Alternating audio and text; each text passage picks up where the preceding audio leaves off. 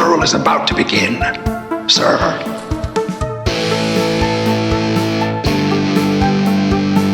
I think we just picked up Dracula. It's got a death curse.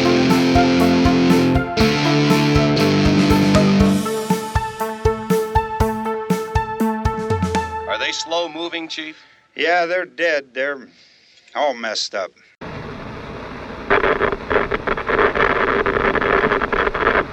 Well, welcome back to another episode of Never Not Horror. I am Steve Clark. I am Rich Hansel. And this is episode 26, I believe, of our deep dive movie reviews. And this time, it was my turn to pick, and we're going with another anthology movie. We've done a couple of those.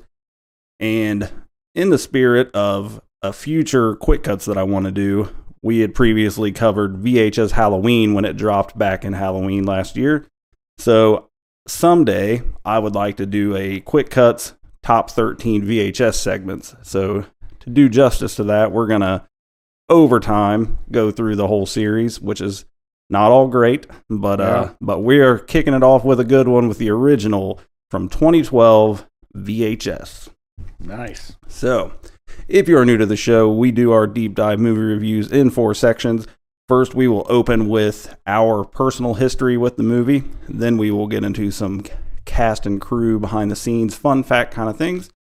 And then at that point, we will get into a full plot walkthrough with spoilers. So if you have not seen the movie, that is when you're going to want to take a time out and go watch it.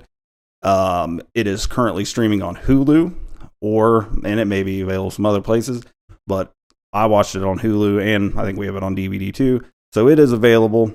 And then after you've watched it and you come back, we will walk you through it. And then at the end, we will give our official Never Not Horror Howls rating and review. And with anthology movies, we also usually give our ranking of the segments. And this will be no exception there. So, all right. Well, since this is my pick, I will kick us off. So, this movie, and I think I might have mentioned this at some point on the show, but this movie came onto my radar because of the trailer. So I saw this when it first came out, not in theaters. I don't even know if it went to theaters, but it may have. But I remember the trailer coming out, and to this day, I still feel like the trailer for VHS is an absolute masterpiece of a trailer. Like, I had never seen a trailer that got me so, and it was just, in the anthology format helps the trailer because you've got all these different segments, so you can pull things from all these different things that don't have to mesh together. Right. So it's just absolute chaos, and there's so much shit going on that it is why I encourage anyone, if you have or have not seen the movie, I encourage you to go to YouTube and look up the official original trailer for VHS, because it is intense. It's so good that I remember like sending links to people like, you have to watch this trailer. This movie looks crazy. And then, it came out. I don't remember if I rented it or bought it on pay-per-view or something, probably around that time, but I definitely saw it shortly after it came out on video. And I've already established I like a good anthology. I mean, grew up watching Creepshow and stuff like that. So I love short stories. So it was right up my alley. It is a grungy, kind of filthy movie, but, and we'll get more into that when we start walking through the plot. But I was on board, and then I've seen every single sequel since. So I don't remember them all, because, there's 5 or 6 segments in every entry of the series, but I've seen every single VHS movie. And one, this was the one that hooked me. 2 is also very good from what I recall. It's been a long time since I've seen it, but I think popularly, the first one, the original one, is viewed in the highest regard. Yeah. This one in part 2. But I've been on board ever since. So, what about you, Rich? I saw it the first time. It was probably 2014. It was a couple years after it had released, and I saw it on streaming. I have no idea where, but I remember it was nighttime, and I was the only one watching, and it scared the hell out of me. Yeah. Especially the first segment, the wraparound, I guess it is segment. That really got to me with the dead guy in the chair. We'll get to all that in the plot walkthrough, but man, it freaked me out a little bit. Yeah, it's intense. And I bought into it right away. Now, I have not seen all of them. I did see, obviously, the first one, and then obviously VHS Halloween. And I think I may have seen another one, but I don't recall anything from it. I don't believe. I believe that VHS Halloween was the 8th entry. My gosh, I had no idea there was that many. Let me see if I can run through. There's this one, VHS 2, VHS Viral, VHS 94, 99, 85, Beyond, and Halloween. Okay. Yeah. Wow. And they've become, for the last 3 or 4 years, they've become, Shudder bought the rights to making them, or releasing them, I guess. Yeah. And they're a yearly thing now around Halloween. Or maybe it's not always, but I think it feels like it is. Yeah. But the last 3 at least were 85, Beyond, and Halloween, or just yearly drops. So yeah, but that's about the history with me. It scared me. I don't usually get scared in movies, but that one did. It got to me a little bit. I could see that for sure. Being by yourself, up late, and watching I had it. no idea what it was neither. Yeah, I wasn't even sure if it was anthology. I don't even knew if it was anthology or. You're right. And we'll get to it, but the way the rap works in this, I mean, it makes it almost feel like one big, complete story. So, all right. Well, on that note, we will go ahead and jump into our fun fact behind the scene, cast and crew kind of stuff. So here we go.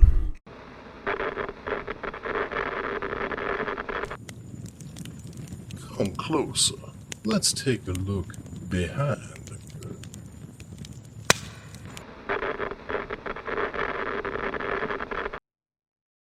All right. Like I said, VHS was released in 2012, and it being an anthology, there are a ton of directors. Yeah. So every segment was directed by someone else or multiple people. I've got a bunch of them written down. David Bruckner, Ty West. There's a group of people. There's 3 of them, and collectively they are a production company called Radio Silence, and they were all on board. But David Bruckner and Ty West are, and then Radio Silence, those 3, not to shortchange anybody else, but those 3 have done pretty notable things since in the horror world. So David Bruckner did The Ritual. Do you remember? Have you seen that? Oh, that's a great movie. Kind of the Wendigo a little bit. And he also did the Hellraiser remake. Yeah, I didn't know that. Yep. And then Ty West, of course, he did the X trilogy, X, Pearl, and Maxine, which I've still not seen Pearl or Maxine. I've seen X, but not the other 2. And then Radio Silence did Ready or Not. You talked about that. And Ready or Not 2. Yep. And they were directors on Scream 5 and 6, which I saw 5, didn't care a lot for it, have not seen 6. And they also did a movie that it's been on my list forever that I still haven't watched. It's called Abigail. It's a vampire movie. I've seen it. How is it? It's kind of like Dracula's Daughter. Okay. It's kind of a remake of that. It's not that good. Okay. Yeah, I won't bump it up the list. I was excited to see it, but You think is your source love for Dracula? Because possibly. I remember you telling me you didn't like The Last Voyage of the Demeter either. Yeah. And I thought that was pretty good. Did you? I liked it. I think they turned it into too much of an action film for me. Yeah, I got you. Than horror. I can see that. It's not enough atmosphere. Right. So yeah, and then others, Joe Swanberg, Glenn McQuaid, Adam Wingard. So Adam Wingard did Blair Witch, not the Blair Witch Project. The third movie, Blair Witch. Okay. And The Guest. Have you heard of The Guest? I've heard the name, but I have not seen it. And then I also Death Note. Oh. Yep. Okay. And several of these guys would do later VHS segments again. And, they did? Some of them, or a few of them for sure. I wonder if any of them worked on our VHS Halloween. I don't remember. I don't think so. but I know I'm almost positive at least 2 of the directors had directing credit on segments in VHS 2. Yeah. Okay. As far as actors go, nobody that I knew in any of these movies. A lot of the directors are actually in the star in it. Yeah, I saw one of them, and I'll refer to these as the segment actual titles, which you don't know when you watch the movie unless you watch the credits or look it up like I did. But I know the Second Honeymoon, is that one what that one's called? Yeah. That one, the guy in that one is the director. But yeah, in 10/31/98, that's the guys that those are the Radio Silence guys. Those are the I can't remember their names. There's Matt Bettinelli Olpen. Yeah, he's and one. Chad Villela and Tyler Gillette. Tyler Gillette and the guy with a hyphenated name. Okay, they're both in it. They're both in it, and they both directed the Ready or Not. Oh, okay, all right. And Ready or Not too. Gotcha. I think they may have wrote it too. Might have. Yeah, I mean, and so this is 2012, so it's cool that these were sort of early works and building blocks that kind of, and that's kind of what VHS has become. It's a place for lesser known or like up and coming directors to put something out there, and kind of like comedians on Johnny Carson. Yeah, exactly. I mean, I know, and this was after the fact, but I'm wanting to say it's VHS 2. The guy that did Blair Witch and Exist has a segment on there. Benson and Moorhead have a segment in one of them, I believe, and I like a bunch of their movies. So it's a cool little series just to help get little things out there, and there's so much you can do with it. I mean, as you'll see in this, like all 6 of these segments, if you count the rap, are pretty different. Mm-hmm. Yeah, for sure.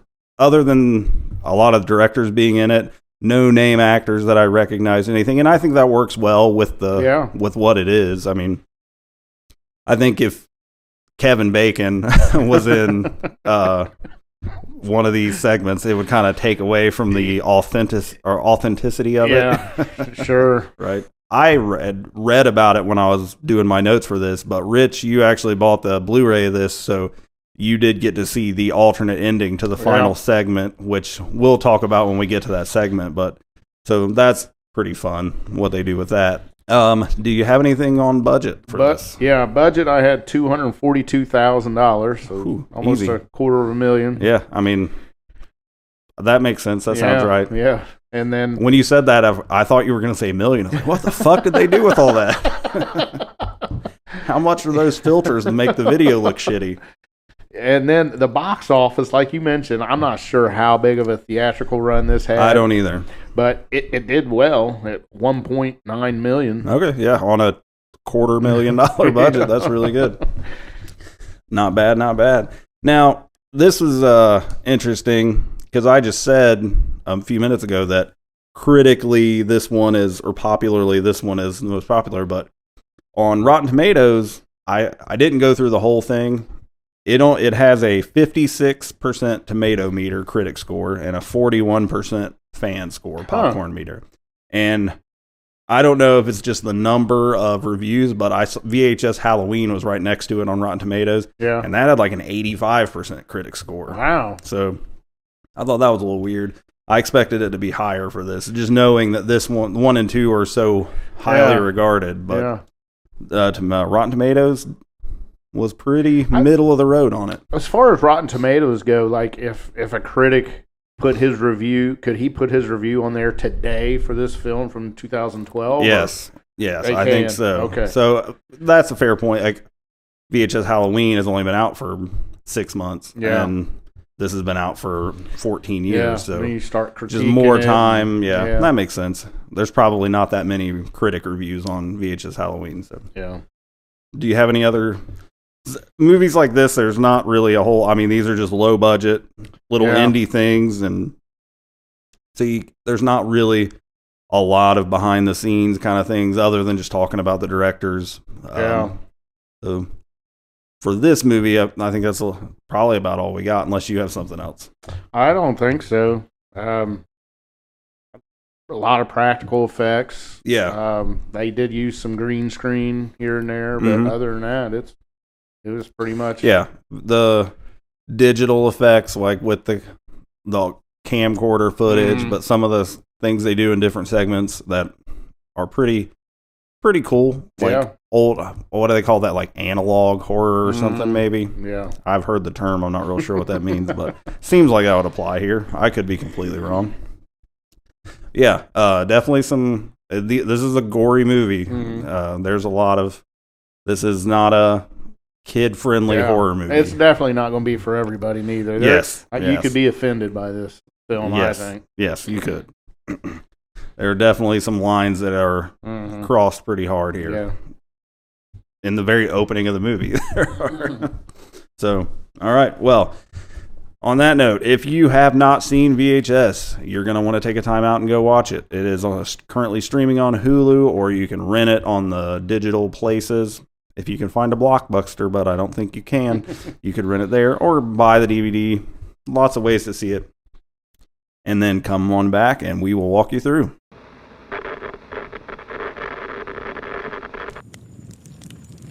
Come along now, if you're not too scared.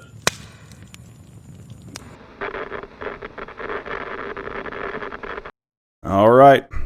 That was your warning, so here we go.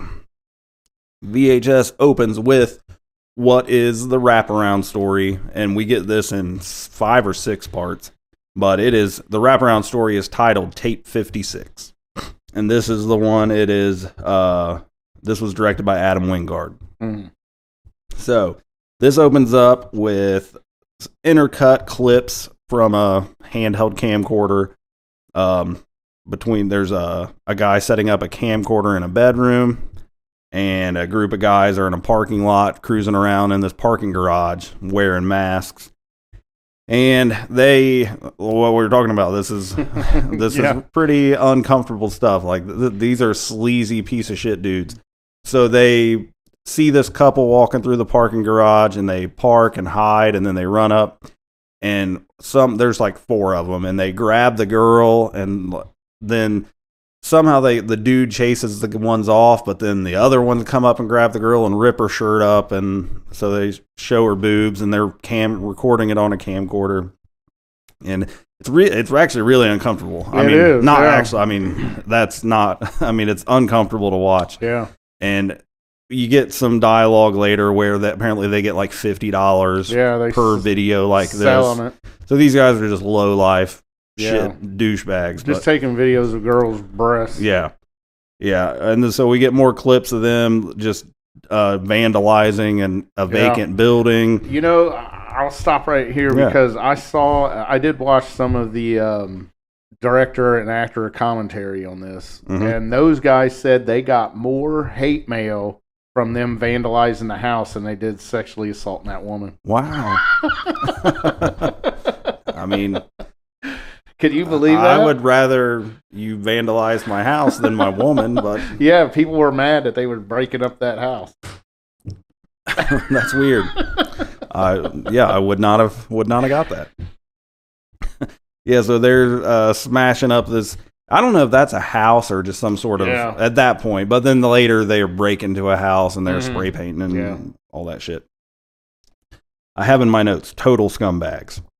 Yeah. So and then the one dude that set up the bedroom camera, he's hiding it, trying to record him and this girl having sex. And then before they really get into it, she sees the camera and gets pissed off at him. So you get the kind of people these dudes are. Yeah. So we find out that they have been given an offer. I don't remember if they say where this came from, but they get a lead or something that if they can break into this house, they're supposed to break in and steal this one VHS tape. Yeah. And so they go there, they break in, and they're told there's just an old guy that lives here. So they're creeping around the house. They don't know where the guy is. But they get upstairs and they find the dude, and he is dead and are like an easy chair. Yeah. And been dead for a minute. They said he stinks. And but there are like stacks of TVs just playing static in that room, and there's stacks of VHS tapes on the table and stuff. They get one of the guys to stay there and start reviewing the tapes, and he's bitching about having to stay there with the dead guy by himself, while the rest of them go search the house because they don't know. they've already found a bunch of tapes, so they don't know exactly which one they're looking for. So they leave that guy to review the tapes, and he pops in the first tape. And this is the plot mechanism to see all these things. Yeah, it's really smart. So every segment from here on out, besides this one, is a videotape they watch in that house. So really, really creative way. Trying to find the tape. Right. And the guy at some point, he says in one of the wraparound segments that he was just told, you'll know it when you see it. And he's like, but I don't know what it is yet. So apparently we haven't seen it. So puts in the first tape, and that starts off our first full segment, which is entitled Amateur Night. And this one is directed by David Bruckner. So in Amateur Night, we have 3 annoying college-age dudes going out to party. And one of them is wearing video glasses. So that is how we're recording explanation on this one. So they go bar hopping and they meet some girls. They go to a couple different bars, but they're the one they end up staying at the longest. They meet some girls, and one of them's really strange. Like she seems really shy and like kind of sticking to herself and staring around. So, and that girl at one point in the bar, she comes up to the guy with the glasses, camera glasses, and she says, "I like you." It's really awkward. Yeah. So they end up getting kicked out of this bar for being too rowdy. And so they go back to their motel where they're staying. And 2 of the girls, the weird girl and this other girl that they've gotten friendly with, they go back with them to their motel room to continue the party. Once we get there, the weird girl, she's pretty fixated on the guy with the glasses. So there's the sort of the ringleader, the mouthpiece, the guy that is in charge. He's the one been working on this other girl, and they're making out on the bed and stuff. And then there's another guy who's kind of the fifth wheel, because they only got 2 girls to come back. Yeah, I think he took some drugs or something, and he's kind of in he's and out of it. Really goofy, obnoxious, like just cackling all the time, just sitting on the couch watching this go down. Right. So the main guy, he's making out with the girl. They're getting ready to, he's starting to push things along, but that girl has passed out. Yeah, and the drugged out dude on the couch is like says something like, "It's not cool when she passes out, man." Yeah, don't do it, man. Right. And to this guy's credit, he doesn't do it. So he's pissed off, but so he gets up and then he looks at the other weird girl, and he's I gave him credit, but now he's back to being a scumbag because he's like, "We doing this or what?" So he starts making out with that girl, which she seems receptive to it. And then the glasses guy kind of panics and goes to the bathroom to collect himself, and he comes back out, and it's starting to look like a group thing is happening here, and she's kissing both of them. The one dude takes her dress off, and when he pulls her dress off, this is full frontal nudity, so no kids for this one. But when he pulls her dress off and he gets down to her legs and her legs and feet are all weird, like all veiny, spotted, and her toes are kind of looks like gross. Sharp nails and kind of weird. And then so they're doing, but then the third guy gets up and starts taking his clothes off, and she's telling the glasses guy like, no, like she never talks normal. She just kind of whispers or hisses stuff. Yeah. And she's telling him no. And then I think glasses guy goes back into the bathroom. Yeah, because he just can't. Yeah. Like, this is too much for him. Yeah. So while he's in there, the door just busts open, and the dude from the couch comes in, and his hand is she bit his hand, and he's bleeding all over the place. Stark naked, ain't got a stitch of clothes on. There's also full frontal dong in this one, so again, no kids. Okay. And glasses guy, and I didn't do the name, so we're just glasses guy. Yep, perfect. Douchebag 1, 2, and glasses guy. Glasses guy goes back out, like peeks out into the room, and he sees the girl. She's on top of the other dude, and she just starts like slashing at him, and she like kind of hisses and roars at them. So they run back into the bathroom. Did you know the part where she jerked him up and they went off to the side of the bed? That was pretty awesome. Yeah, like they just momentum flies up and lands on the floor behind the bed. they hide in the bathroom, and then the third guy, the naked guy now, he breaks the shower rod off the shower to use as like a bat. And he goes out into the room, and they find she's in this weird pose, like just like you can't even see. It's just her like silhouette because of the TV glow and stuff. And then she's sitting on the guy. Is she? Yeah. It looked like she was. I thought she was just standing there, but. Oh yeah, that was one. Yeah, you're right. She was standing there, but the one time when she was sitting on the guy when they come out to look at her, and she's like got her foot over his mouth, and she's all contorted up. Yeah. That was creepy. Yeah, it is. So she ends up attacking the naked dude, and glasses guy like gets knocked around, and he's laying over there, and we see like he's laying there, so you're just looking at her killing the naked dude.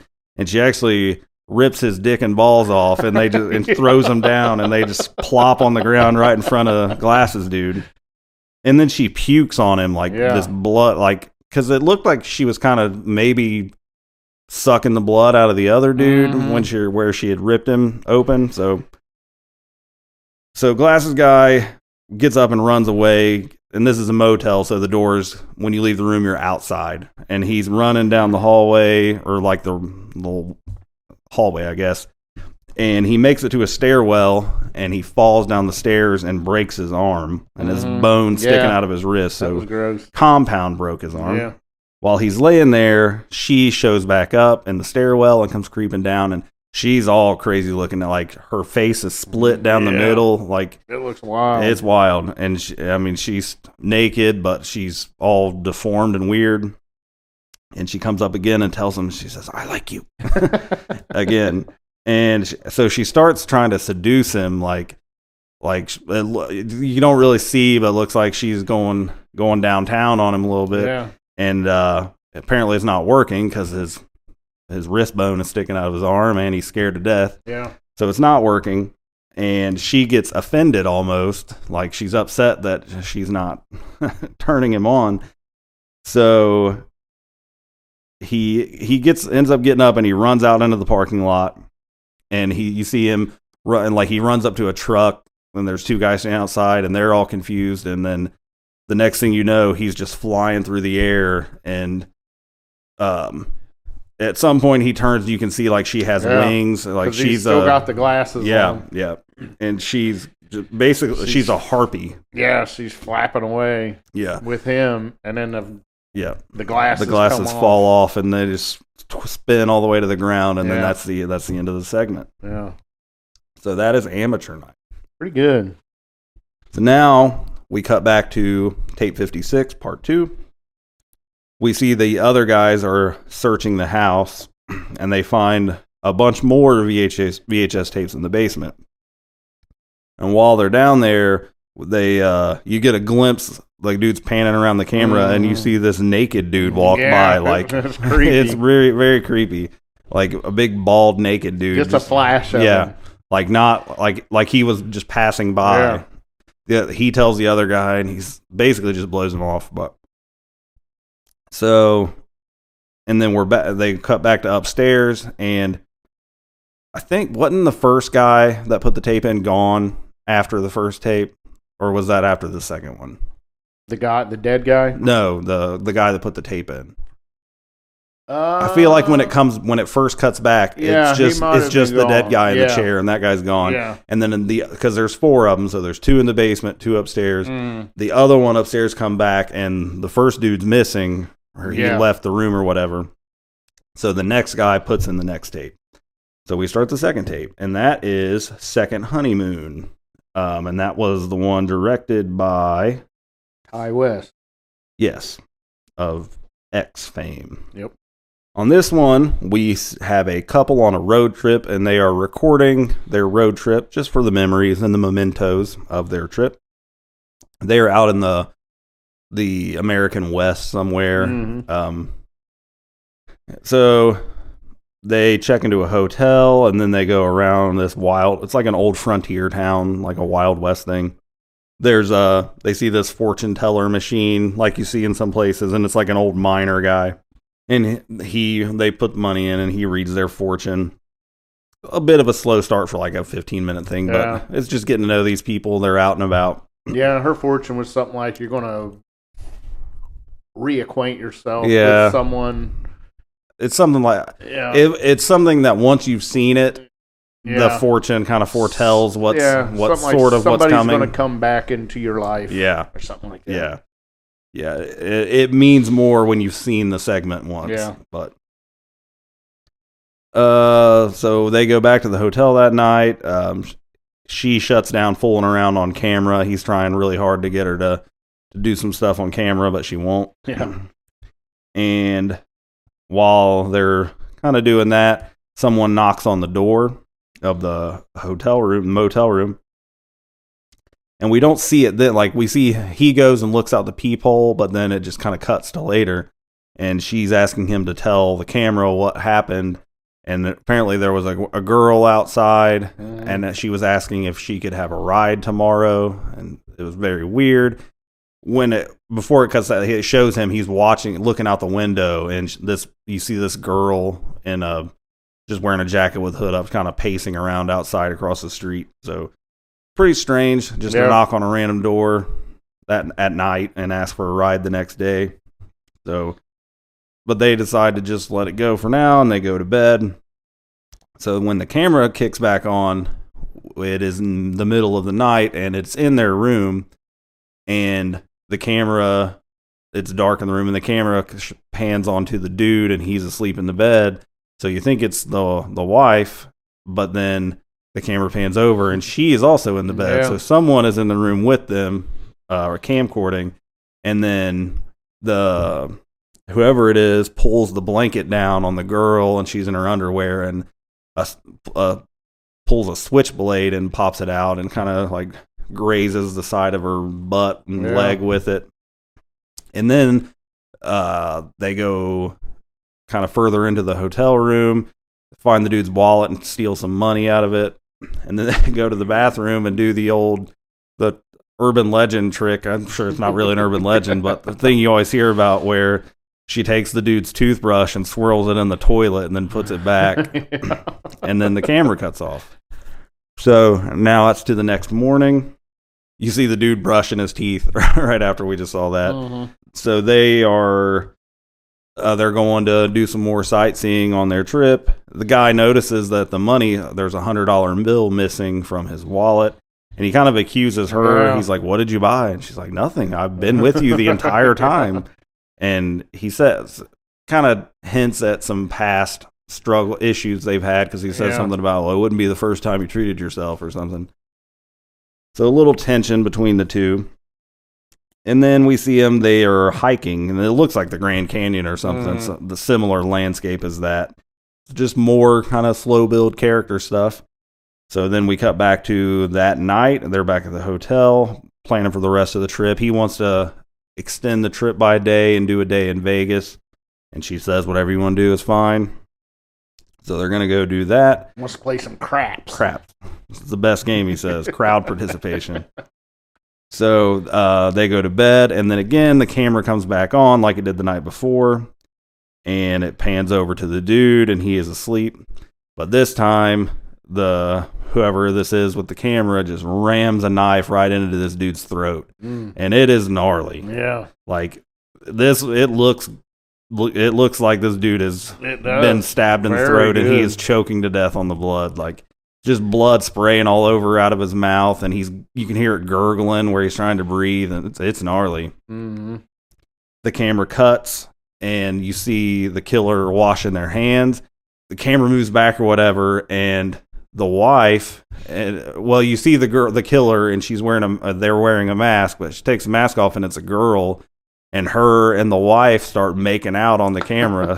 So turns out that this whole thing, the wife was in on it. Yeah, and gay lover. Yeah, and apparently this was a plot to kill the husband in a pretty gnarly way. I don't know if they were actually married or not, but it's called Second Honeymoon, so I assume so.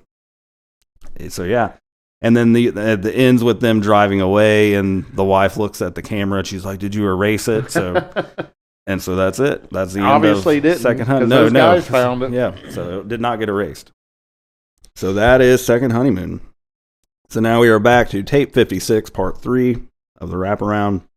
When the tape ends, the dude that was watching the tape was just like, what the fuck was that? Yeah. But we notice here that the old dead guy in the chair is no longer in the chair. So that is very well done. It's very creepy because you don't see him move and he's just gone. Yeah. Other than that, we just see the guys are back downstairs collecting their tapes and just kind of milling around. So then the dude upstairs puts in another tape, and that one is a segment called Tuesday the 17th, which is what the Tuesday after Friday the 13th would be. Yeah. So it's Glenn McQuaid is our director of this one, I don't have anything he's done. I didn't either. So this one is about a group of friends going to a lake with their new friend. So you got 3 people that kind of know each other, then this girl who apparently they haven't known for that long. And you get some dialogue where there's a little bit of confusion. Apparently she had told the girl who's the new friend is driving. Her name is Wendy. I have that written down. There's a guy that she's kind of dating that's with them, and then a girl who she's become friends with, and then another guy. But apparently she had told the girl that this was going to be a girls' trip, and now there's guys here. And then her boyfriend guy is like, well, you told me that this was just going to be us. And so a little confusion about how they got roped into going out here, because it's basically just the middle of nowhere to this lake. So they get out there, and it's, like I said, it's not like a resort park or anything. It's just kind of out in the boonies. So they're out walking around in the woods. They come upon this like stone wall in the woods, and Wendy asks the guy, or it's her boyfriend guy holding the camera, to take a shot of the wall, and she makes up something about like she had told him she'd been there before. She used to go there every year or whatever. Mm-hmm. So she tells him this thing that last time her friend tripped on that or fell over that wall or something. So he puts the camera on it, and he's like, okay. And then while the camera's on it, there's like static flickers, and then all of a sudden you see this bloody dead body laying up against the wall. Real quick glimpse of it. Yep. Then we cut to Wendy staring at a creek, and the camera's watching her. He's like, hey, what are you doing? And while the camera's on the creek, same thing, static, and then you see a naked dude floating face down in the water, all bloody. So another dead guy. Wendy looks at the camera, and she real deadpan just says, Joey, because that's the guy's name, says, Joey, you're all going to fucking die up here. Yeah. It's very weird. And then, so we cut to them. They're kind of chilling by the lake, smoking some weed. And then she kind of tells them a little backstory that there were a bunch of murders here at this lake. And then she says, I don't remember what he looked like. So kind of revealing that she was there when these murders happened. Yeah. And then she starts laughing like she was joking, but she's been very weird this whole time. So then there's some skinny dipping. The dude jumps in, fakes out the something's in the water and grab me thing. They're intentionally doing all these cliches, I think. Mm-hmm. I mean, hence it's called Tuesday the 17th. Yeah. So the blonde guy and the nerdy guy, what I called him in here, they go off into the woods because she's going to use the bathroom, I think, and then he takes the camera because he's got the hots for her. She comes out behind the tree, and tells him she's going to show him some new move that I don't know if she's a cheerleader. I think so. I could buy that. So she makes this pose to do that, but then in the background, the camera has picked up this really pixelated person moving around back there, and then it throws a knife at her, and it goes right through the back of her head and out her eye socket. Oh, that's good. It's good. Her eyeballs hanging out. Yeah, the eyeballs just dangling on her cheek.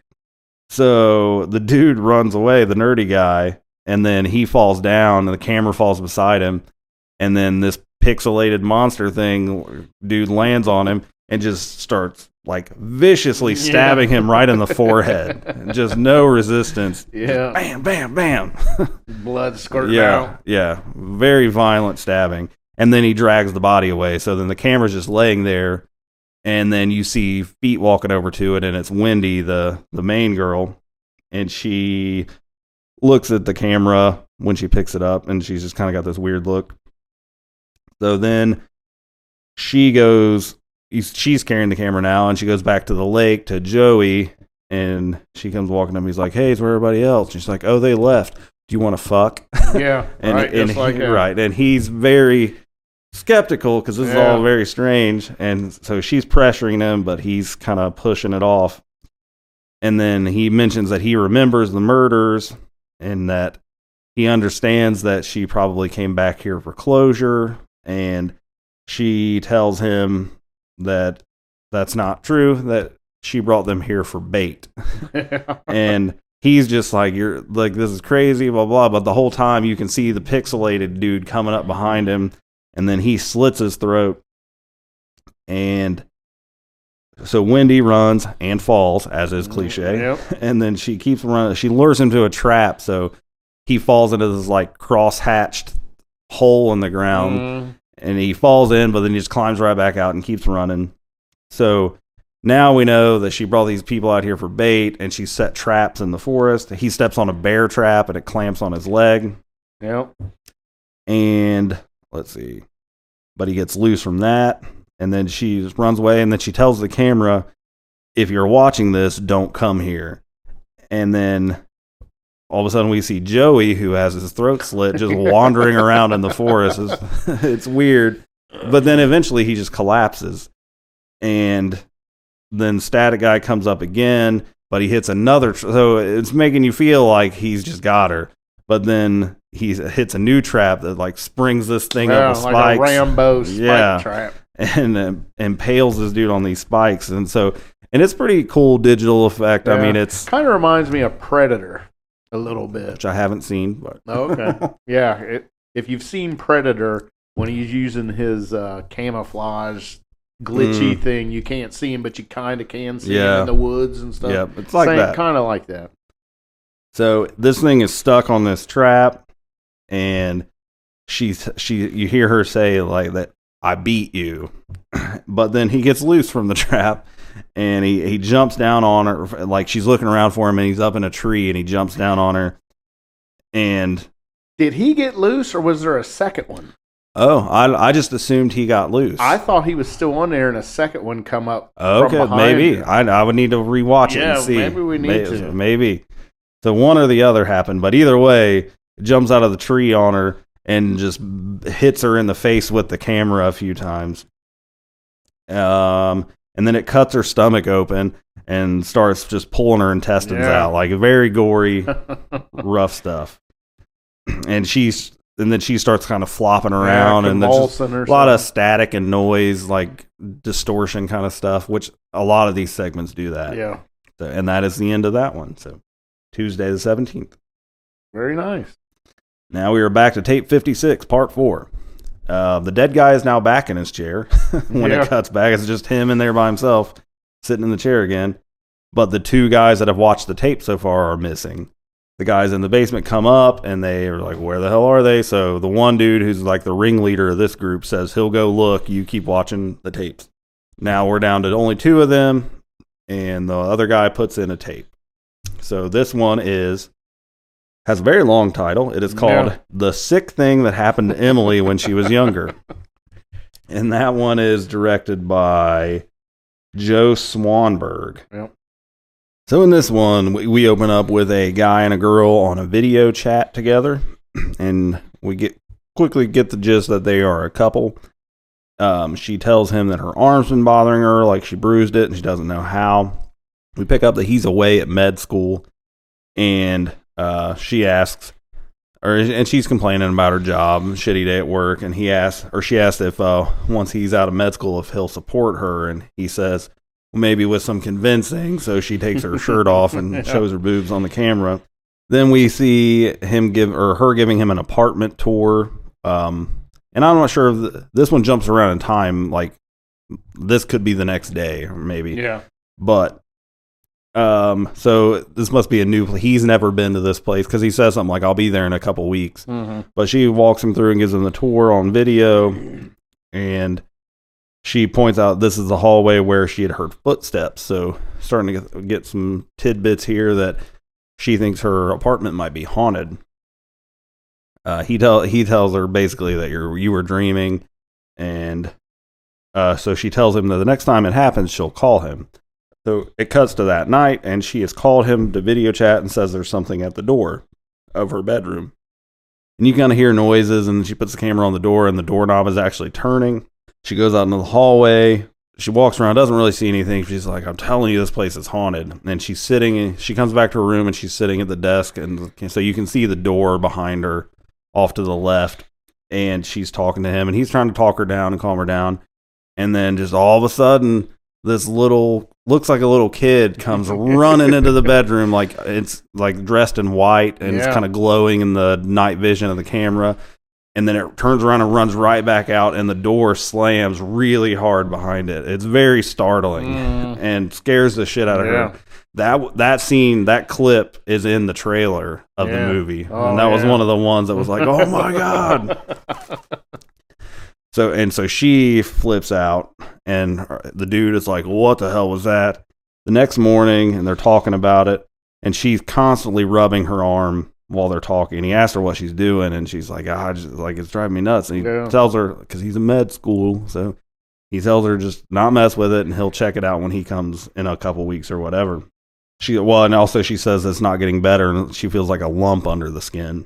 So now it's the next night, and she's hearing noises again, so she goes to check it out. He tells her to get a weapon, and this part's a little weird, because she goes in there, and instead of just turning the light on, she uses a camera to flash pictures, which gives some suspense, but just turn the light on. The light was working. So she takes a couple pictures, and he's like, I don't see anything, because she's carrying her laptop around with her. When, like, the third time he takes the picture, or she takes a picture, you see this little figure again, like a little kid in the living room. And then when she sees it in the flash, she flips the real light on, and it kind of hisses and vanishes like the light bothered it. Then she runs back to her room after that. The next morning, she tells him that she talked to the landlord, and he said that no one has ever died here. There's no kids ever lived here. It's like student housing. So, but while she's having this totally casual conversation with him, like, I talked to the landlord, he says everything's fine. Her arm comes up into camera, and she has torn a hole into that, like, there's a huge gaping wound on her arm where she's just been digging at this, whatever this thing itching her is. It's like, oh my God. And then and she goes into he sees it, he's like, oh my God, what are you doing? And she's like, I can feel it in here. Like, I almost got it. And she goes to the kitchen and gets like a big barbecue grill, like spear thing. Like she's going to start poking in it. And he's telling her, like, please stop. Just go rinse it off. Yeah, I'll be home and I'll look at it. Yeah. And so she goes, and you hear the sink running and stuff, and where she's washing it off. But this thing is a gaping infection waiting to happen. Like a 50-cent piece hole just gouged out of her arm. So now we cut to the next night, and she's hearing footsteps again, and she wants to talk to the ghost. So she tells him that she is going to carry the camera, the laptop, whatever, in there, but she's going to keep her eyes closed so that she doesn't see it and freak out and run. And she wants him to be her eyes. So she's walking around, and he's like, I don't see anything. We don't see anything. And then right when she kind of gives up, she's like, turns around, she's holding it, looking at him, talking to him, and you can see behind her like the little figures again. And he's like, close your eyes, close your eyes. And so she knows it's there. And so there's like several figures behind her.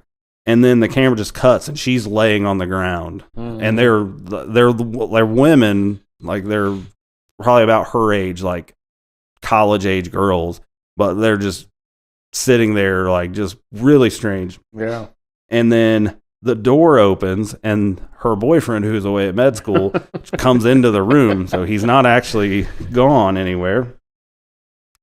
And he comes like walks right by these people, and he rolls her kind of over, and he takes a scalpel and cuts all the way down her spine and just pulls open her back and just starts digging in her back. It's pretty gross. It's pretty good effects here. And he pulls out this little creature thing. Yeah. Like a little baby. Yeah. And he asks the other, like, I couldn't really make out what they were saying, but the others are kind of talking to him. And he says something, he's like, he asked how many times are we going to have to do this to her? And he says something about, so you're telling me this is half human? Yeah, you're right. So, and there's weird stuff going on. He says, like, I'm going to have to make this look like an accident again, which I did miss that shit. In one of their earlier conversations, she talks about when he went away when they were like 12 and she had her accident. So we learned that this is a cycle that has happened before, that whatever this is, it's happened again, or happened once before, and it's probably going to have to happen again. So now we cut to video call again, and she's got her arm in a sling, her face is all bruised up, and she tells him that she went to a doctor that his colleagues recommended. We know that this dude is into some weird shit here. And it's a little bit of Rosemary's Baby stuff here, getting sent to the OB doctor of the devil people. Yeah. But they diagnosed her with schizophrenia and bipolar and gave her medicine. And she gets upset and she's like, you deserve to be with somebody normal. And you know, like, at this point, we know that this dude's in on him, whatever the hell's going on. And he's like, oh, you're the only person I want to be with. And kind of goes, but then it cuts immediately to another video chat of a different girl. With the very same setup. And she's talking about her arm is hurting. Yeah.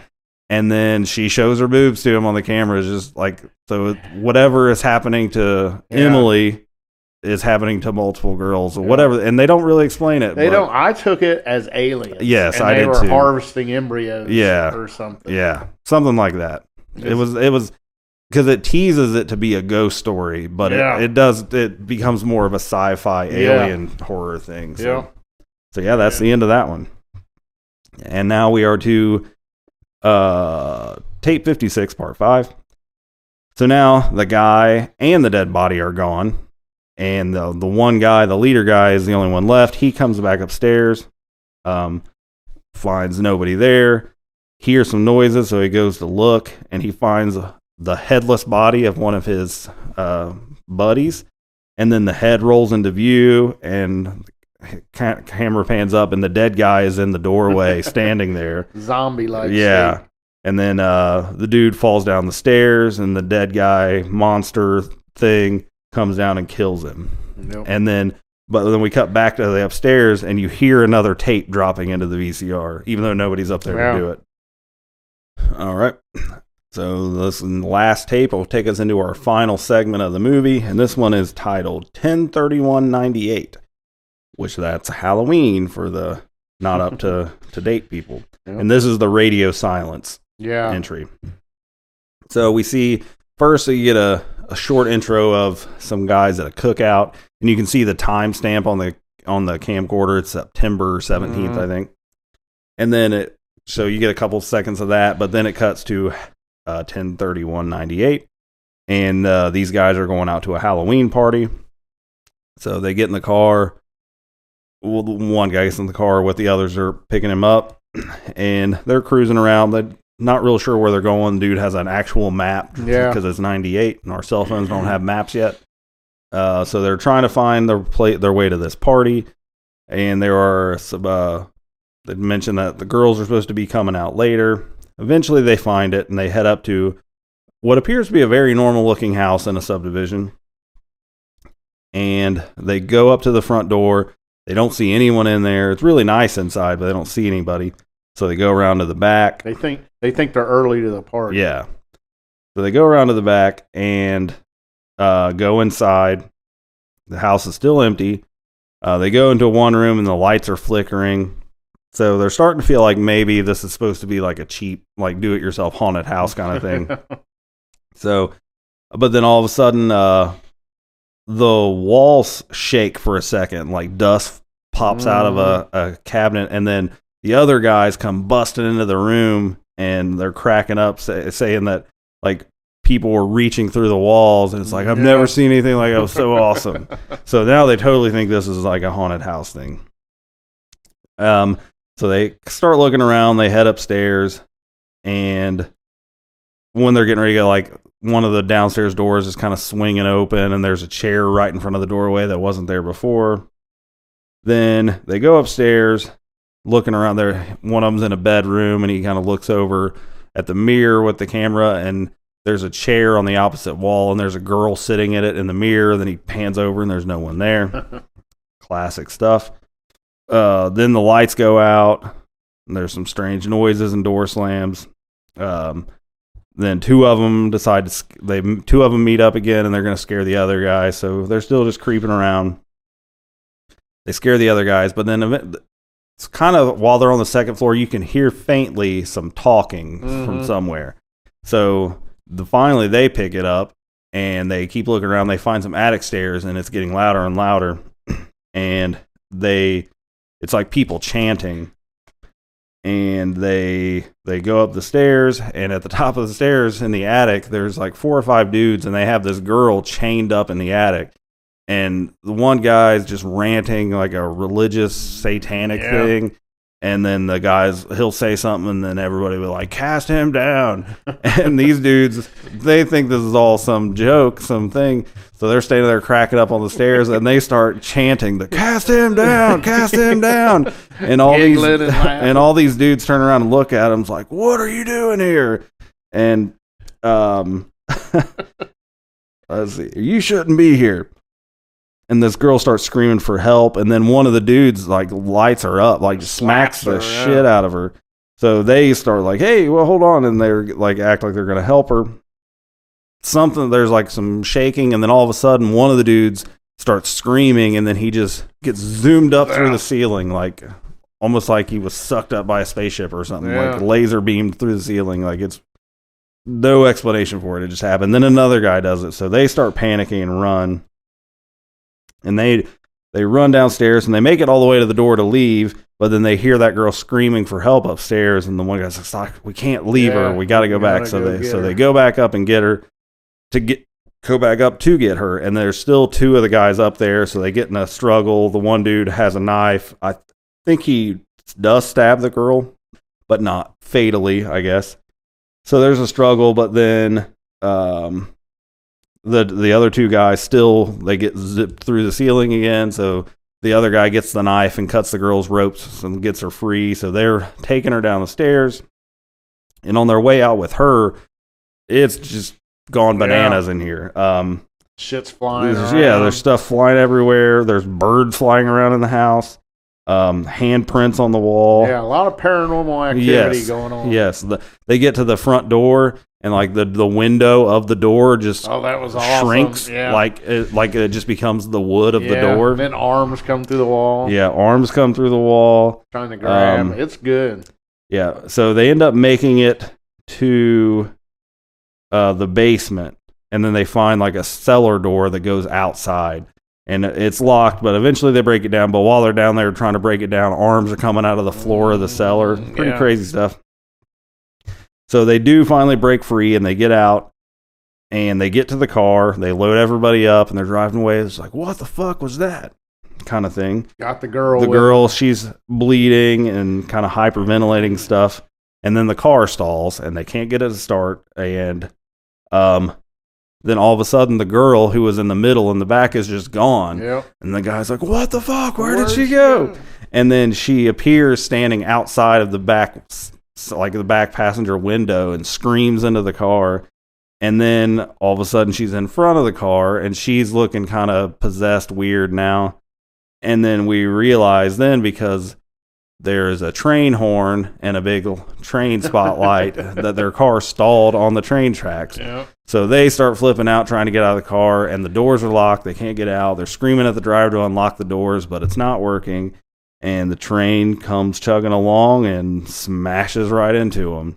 And that is the end of the movie. Roll credits. Yep. Which, during the credits, we get more footage of the guys from Tape 56 smashing shit up and being attacking that typical girl pricks. and all that stuff. So, but yeah, so that is and that's the one with the alternate ending, which Rich had bought the Blu-ray, so he saw it, and then I saw it right before we started recording. But it's pretty funny. It's like a comic relief ending.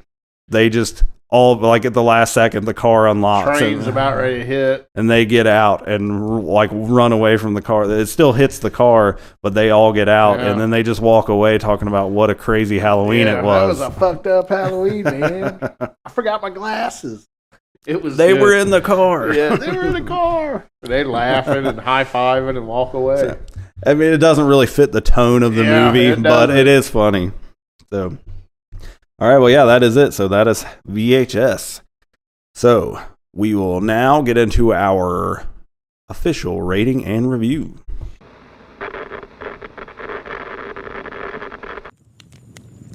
Now that we've seen what there is to see, how many never not horror howls will be given?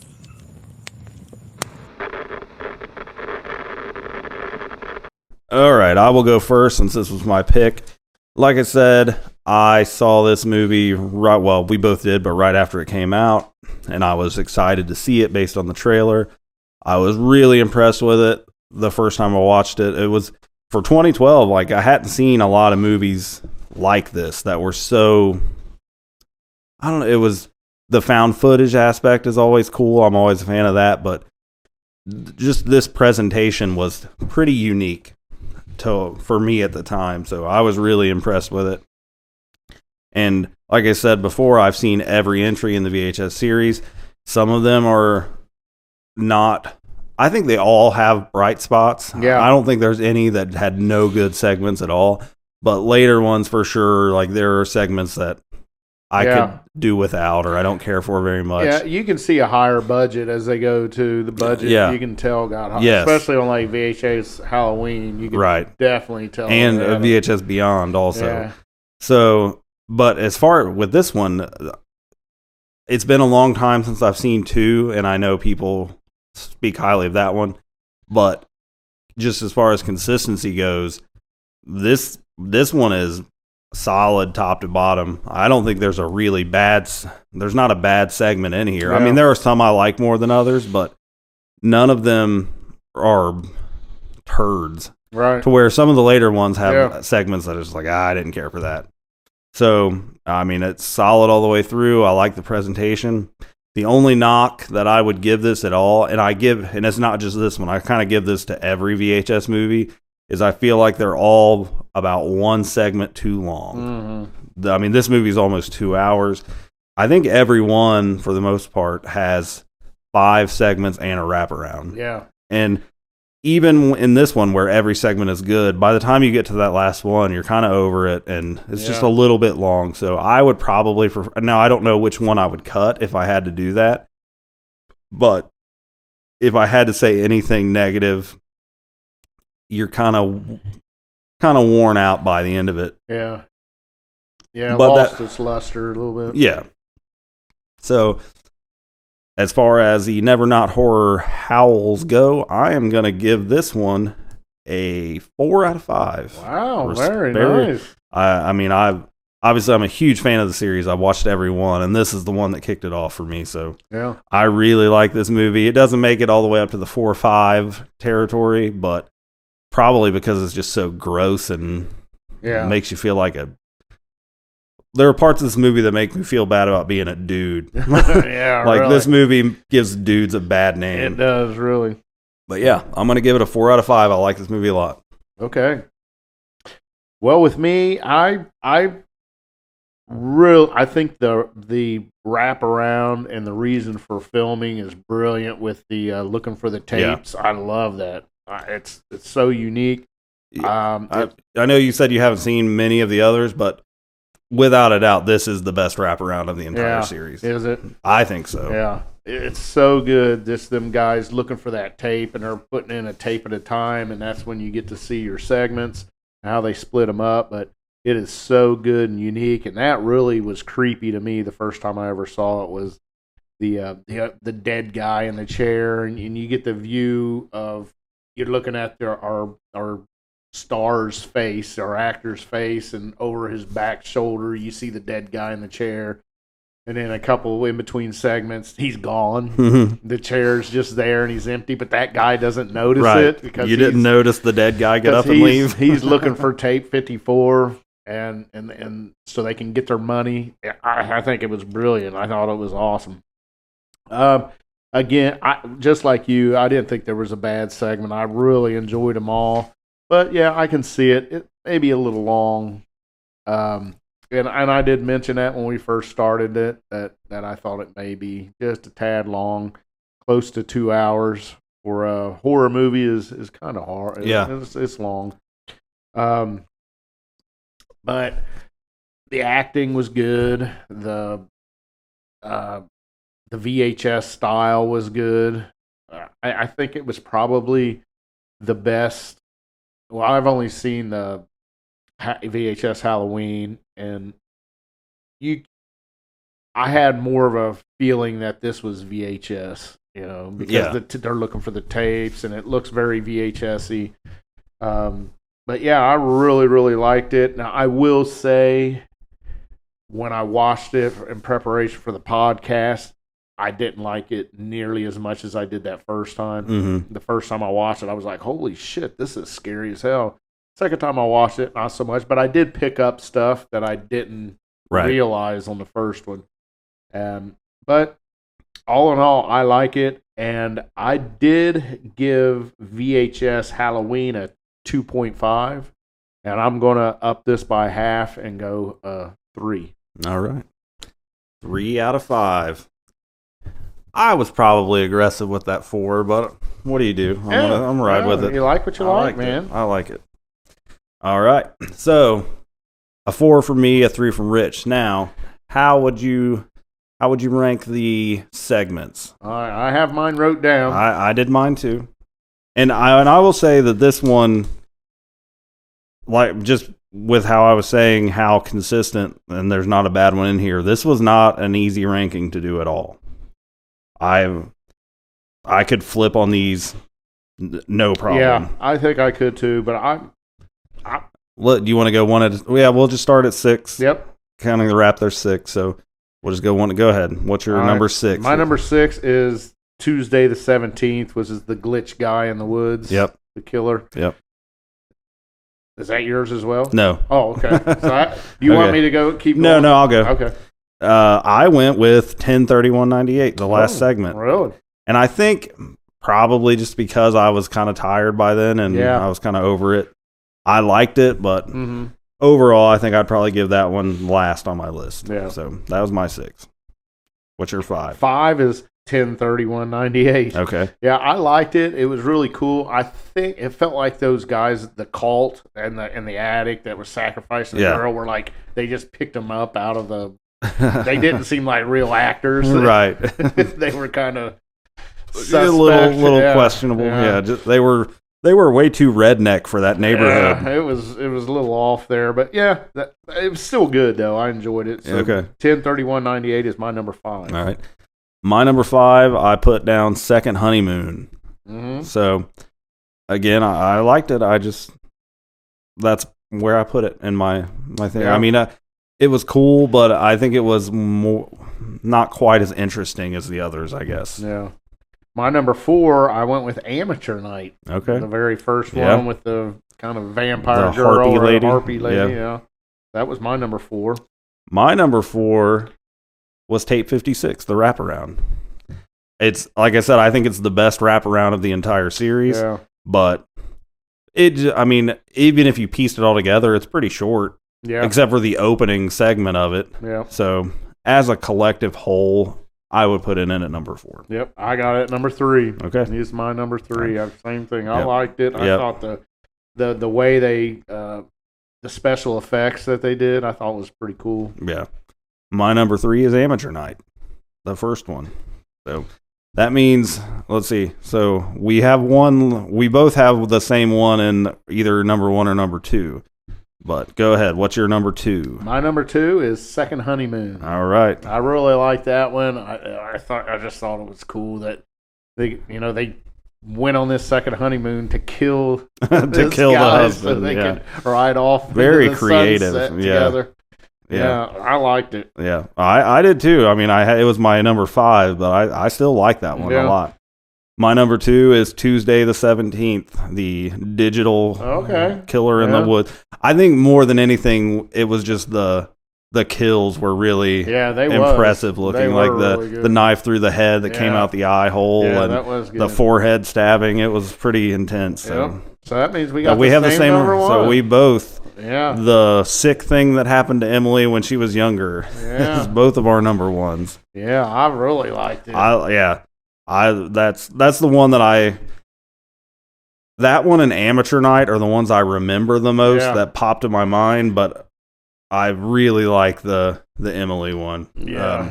The kid looking ghost. Just blow it that whole And it turns out it's a total twist Yeah, on you. yeah. It turns out to be aliens Very or whatever well the hell done. they was. yeah, agreed. Yeah. That's definitely the one that was really the easiest part of the list was my favorite Yeah, one. mine So. too.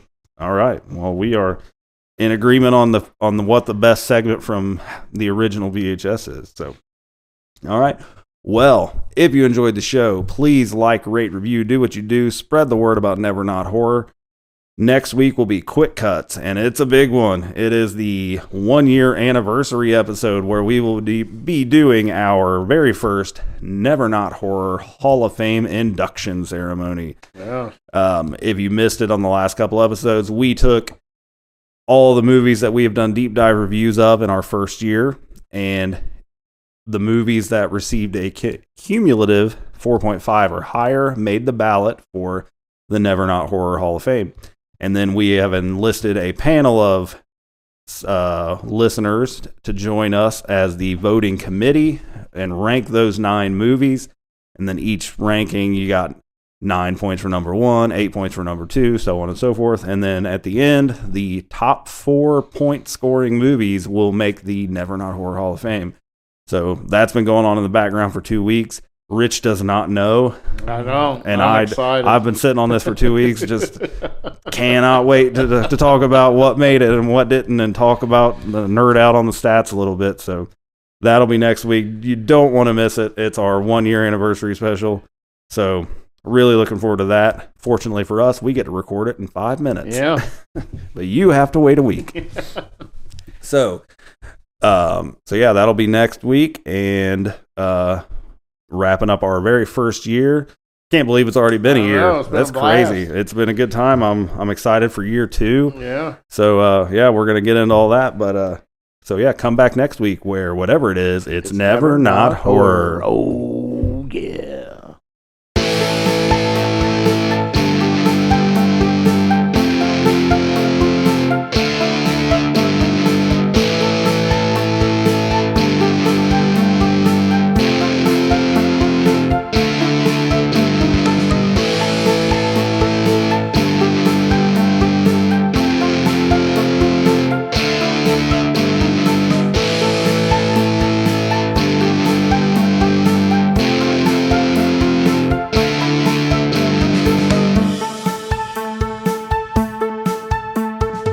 Are they slow moving, Chief?